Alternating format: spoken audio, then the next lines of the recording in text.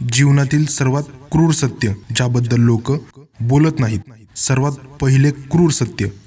जो खरं बोलतो लोक त्याला वेडा म्हणतात. तुम्ही कितीही चांगले वागा, कोणाच्या ना कोणाच्या मनामध्ये तुम्ही वाईट असताच. कोणतीच जिवंत व्यक्ती 24 तास पूर्णपणे खुश राहू शकत नाही. पण काही लोक असे आहेत की ते 24 तास दुःखी राहू शकतात. लढाई कुठलीही असो, अगोदर सामान्य माणसालाच बळी जावं लागतं. राजा स्वतः कधीच सुरुवातीला लढत नाही. इथे जवळपास प्रत्येक जण भिकारी आहे.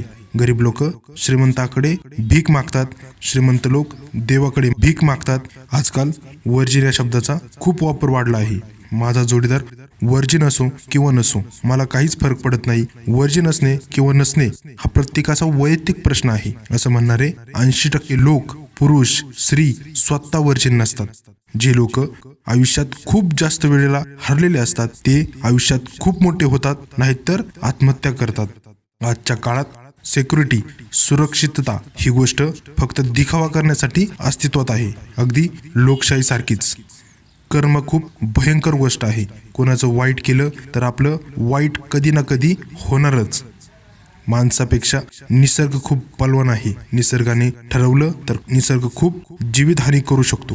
लहानपणी पुस्तकात वाचत होतो, गर्वाचे घर खाली. हे सत्य कधीच बदलणार नाही. इथे प्रत्येक जण स्वतःची एक वेगळीच लढाई लढत असतो. लोक अजूनच त्या लढाईत भर घालतात. लोक म्हणतात प्रेम एकदाच होतं. असं काही नाही. प्रेम कितीही वेळेला होऊ शकतं.